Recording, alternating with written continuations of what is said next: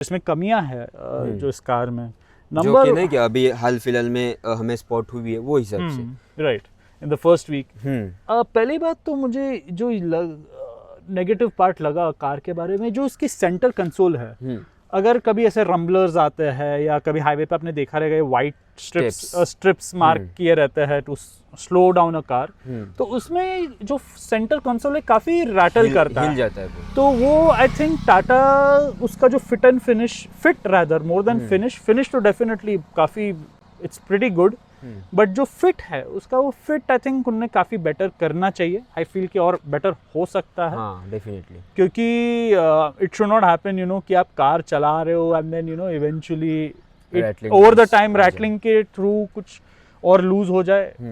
It should not happen. So वो एक issue मुझे लगा।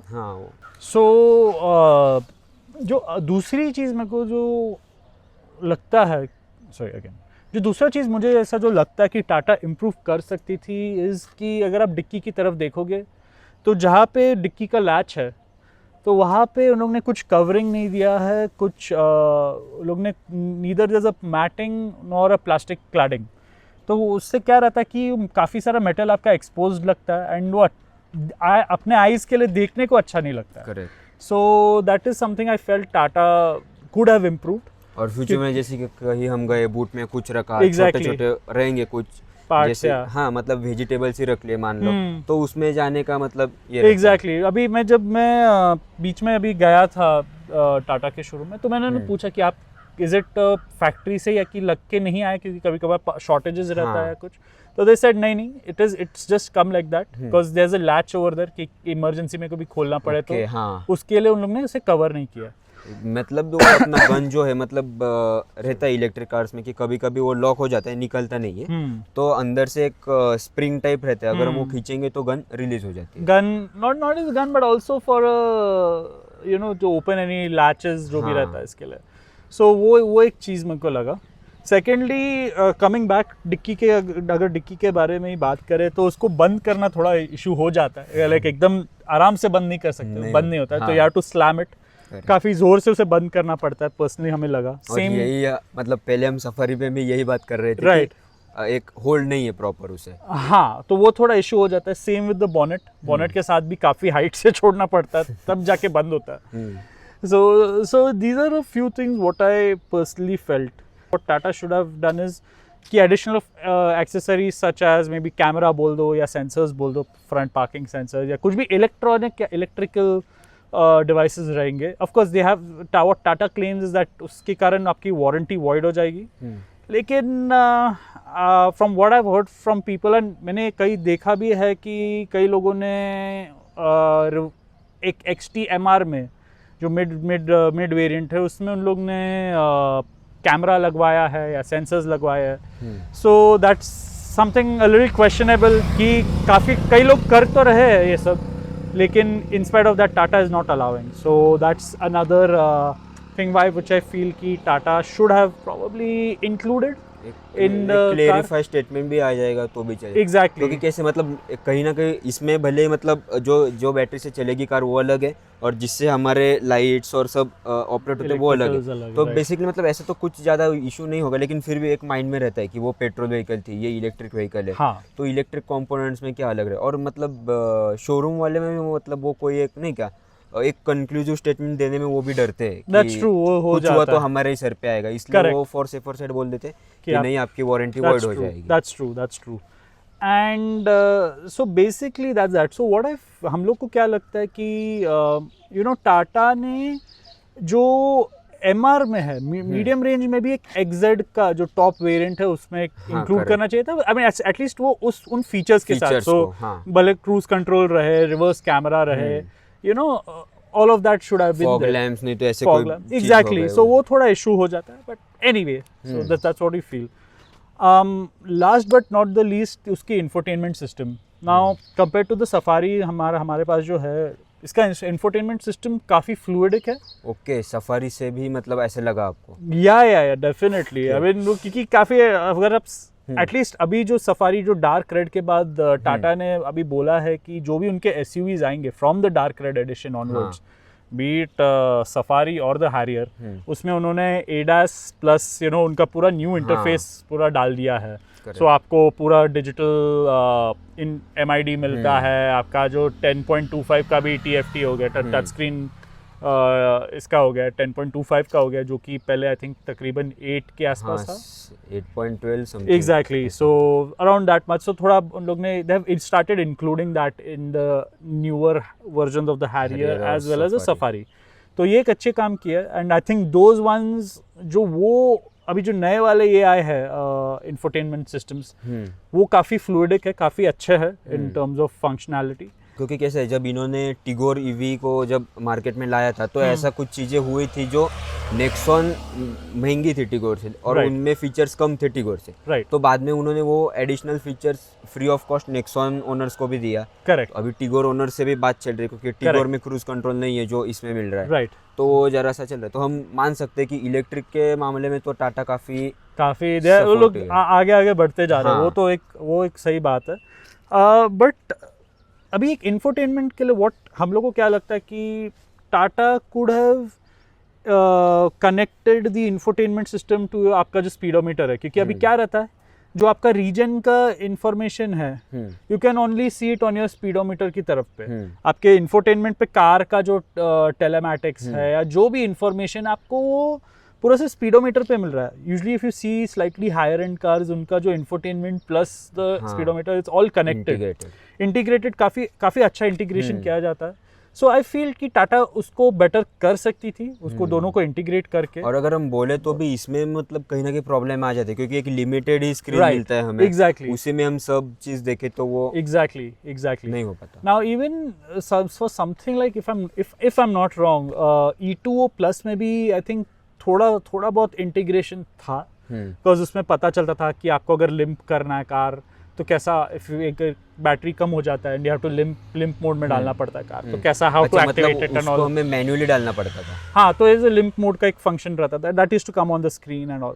और चलो that was a slightly older time, अभी वो तो चलो बंद हो गई है कार। बट अगर आजकल के ज़माने की कार्स देखें, right, for example, and definitely उसमें आप देख सकते हो कि कार का बैटरी स्टेटस कितना है and all of that.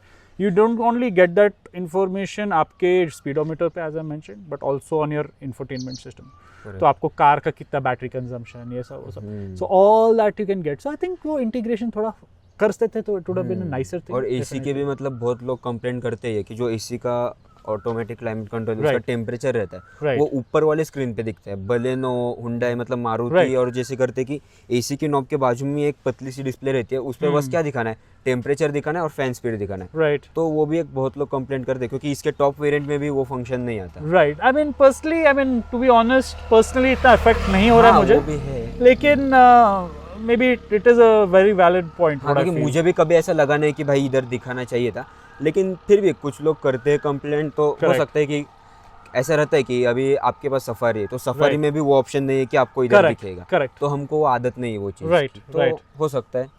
That's true. But overall I think in the initial 1 week जो जब से हमारे पास कार आई है, we have been very impressed कि टाटा ने एक ऐसी प्रोडक्ट क्रिएट की है, and along with I think Mahindra, Tata and Mahindra as Indian companies, वो लोग एक initiative ले रहे हैं to create a better future with electric mobility. Correct. So अभी of course Mahindra के पास फिलहाल सिर्फ XUV 400 है, but of course they have their born electric or being electric जो range of products जो भी आएगा eventually, you know, based on the XUV 700 जो भी आएंगे products, and so that will be something worth watching कि क्या करता है। टाटा की अगर बात करें तो डेफिनेटली हैरियर ईवी जो ऑटो एक्सपो में दिखाई गई थी, they got the Tiago EV, Tigor EV and Nexon EV, काफ़ी एस्टैब्लिश्ड प्रोडक्ट्स है ऑलरेडी टाटा के स्टेबल में। और बाकी कंपनी से अगर मतलब हम कंपेयर करें, उनकी अभी तक पहली जनरेशन नहीं आ रही ईवीज की, और टाटा अभी कर्व और उनके साथ second generation. Exactly, there already वो लोग उस डायरेक्शन में अप्रोच कर रहे हैं। सो ये एक बहुत बढ़िया बात है टाटा एंड महिंद्रा जैसे कंपनीज की।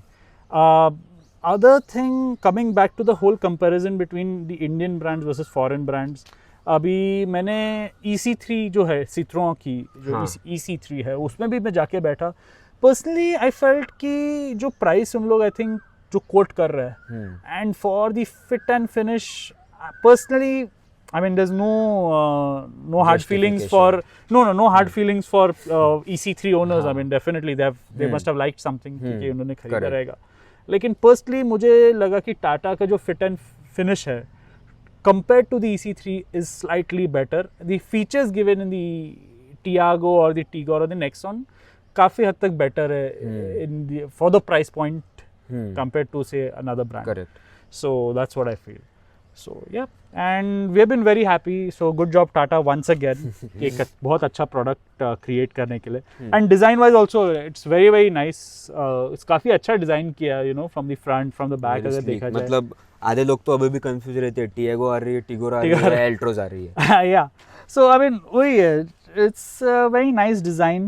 Of course ये जो tri-arrow pattern है नीचे, या तो फिर you know, even this blue line for that matter. मतलब है ये टियागो जो 7-8 लाख में आती है, वही टियागो है, पर लेकिन फिर भी ऐसे टचअप्स दिए कि मतलब ओनर को कहीं पे ऐसा फील ना हो कि बाबा 7 लाख की गाड़ी कोई मैं 10-12 लाख में खरीद. Correct. That's true. And again, price being the most important point. ये currently Indian markets में सबसे सस्ती EV है that people can buy. So definitely, I mean, for the price, of course there are certain things, maybe features add कर सकते थे, but I think it's just a fantastic package that Tata has given overall. Correct. So yes, that's what I feel about this. तो देखो मतलब ये सब चीज़ें थे. अगर फिर भी आपको कोई ऐसे मतलब डाउट्स वगैरह रहेंगे तो आप बता सकते हो. वैसे अभी इनिशियल स्टेज में ही है EVs और जो टियागो EV हम बात कर रहे हैं, तो इसमें भी काफ़ी अभी ओनर्स के भी फीडबैक आएंगे. Definitely. अभी आप भी अभी और चलाओगे इसे, तो वैसा और पता चलेगा, मार्केट में इंफॉर्मेशन स्प्रेड होगा सब चीज़. Right. तो अभी के हिसाब से तो सही चल रहा है. मतलब अभी तक कोई ऐसा नहीं क्या जैसे कि महिंद्रा में वो आया था प्रॉब्लम, स्क्रीन नहीं चल रही, वैसा कोई हाईलाइटेड इशू तो अभी तक नहीं है. सेफर साइड में है कार. अगर लेना है आपको तो ले सकते हो वैसा, क्योंकि मतलब इनकी नेक्सॉन आ चुकी है, टिगोर आ चुकी है, तो मतलब सेफ डिसीजन बन सकता है आपका. राइट. तो बाकी आपका डिसीजन है. आपके हिसाब से तो मतलब हाँ, definitely I think it is a car that can be considered. Of course अगर आप सिटी में चलाना चाहते हो, if you want slightly more range, then definitely Nexon या Tigor consider कर सकते हो, because मैंने खुद Nexon चलाई भी है, Nexon EV, and again it's a very good car technology wise and all. अभी जो Nexon EV Max आई है, I would like to mention यहाँ पे Evo India ने जो एक ड्राइव किया from Kashmir to Kanyakumari है, काफ़ी कम टाइम में उन लोगों ने किया of course, and they did it in a Nexon EV Max, which is a very big thing. So you can see कि Indian manufacturers जो अभी टेक्नोलॉजी ला रहे हैं उससे केपेबल हो गया है कि EVs के साथ लॉन्ग डिस्टेंस ट्रैवल करना, it's not a dream now. और अगर बोले वैसे तो हाँ, कंपटीशन थोड़ा सा हल्का कम है फिर भी, लेकिन फिर भी ऐसी महिंद्रा आ गई, अभी मारुति आएगी, टोयोटा आएगी, तो कंपटीशन बढ़ जाएगा. तो बाय देन कस्टमर का ही फायदा होना है, हमारा ही फायदा होगा उसमें. Correct. So of course then the other thing is, अगर अपने जो फैसिलिटीज़ रहते फॉर इलेक्ट्रिक चार्जिंग स्टेशंस बोलो, जो भी रहता है, ऑफ कोर्स दैट अगर वो बढ़ जाएगा तो you never know, may be in a medium range also आप ज़्यादा शायद से लॉन्ग डिस्टेंस कर सकते हो. So that will be something very interesting to क्योंकि अगर देखो वैसे तो 150 किलोमीटर तो चली जाएगी, मतलब एक बार एफिशिएंटली हमें आदत लग गई तो उतनी चली जाएगी. और आप कोई सी भी पेट्रोल कार चला दो, आप थोड़ी ना मतलब ऐसे 500 किलोमीटर वन स्ट्रेच में हाँ खींच सकते, लेकिन जनरली अवॉइड ही करते हैं. चलो रेस्ट लेंगे आधे घंटा 15-20 मिनट, तो उसी में अगर अभी चार्जर्स बढ़ेंगे तो चार्जर ही लगा दिया, वहीं पे हमारा रिफ्रेशमेंट सब हो गए. तो ऐसा नहीं कि ईवी में आप लॉन्ग ट्रैवल नहीं कर सकते, कर सकते, बस एक नहीं क्या मैच्योर होना चाहिए मार्केट वो हिसाब से. Correct absolutely. So this is what I feel about the car and this is what it is. तो देखो यही था वीडियो में. कुछ जैसे कि मैंने बताया होगा तो आप कमेंट कर सकते हो, नहीं तो अगर आपको डायरेक्टली सर को रीच आउट करना है तो आप उनके इंस्टाग्राम आईडी पे जा सकते हो, मैं लिंक दे दूंगा. और आप एक बार आईडी भी डेफिनेटली, मेरा आईडी है _YashP95, that is _YASHP95. So you could reach out to me मेरे Instagram पे. I'd be happy to answer your questions. आपके जो भी सवाल जवाब रहेंगे definitely. और मैं एक बताना चाहूँगा कि सर साउंड इंजीनियर, तो उनका सॉन्ग आया है अभी, मतलब पहले आया था, तो अभी नॉमिनेशन वगैरह भी है, तो आप Instagram पे रहेगा song. Yes, I mean definitely Instagram पे है, लिंक्स रहेंगे definitely. तो लिंक्स दे दूंगा मैंने, तो आप वो भी मतलब सुन के देख सकते हो कैसा लगा आपको वो भी, तो वो सब चीज़ें. तो सर थैंक यू आपका मतलब रिव्यू वैसे एकदम शेयर करने के लिए। Thank you, I am customers के ऑलवेज साथ। ग्लैड टू शेयर आप लोगों के साथ। और देखो सब यही चीज़ है, कुछ रहा कमेंट करो, बाकी मिलते हैं हम अगले वीडियो में इसी मैसेज के साथ कि सेफली ड्राइव करो, सीट बेल्ट हमेशा लगाओ आपके हमारे सेफ्टी के लिए। तो चलो मिलते हैं अगले वीडियो में। जय हिंद।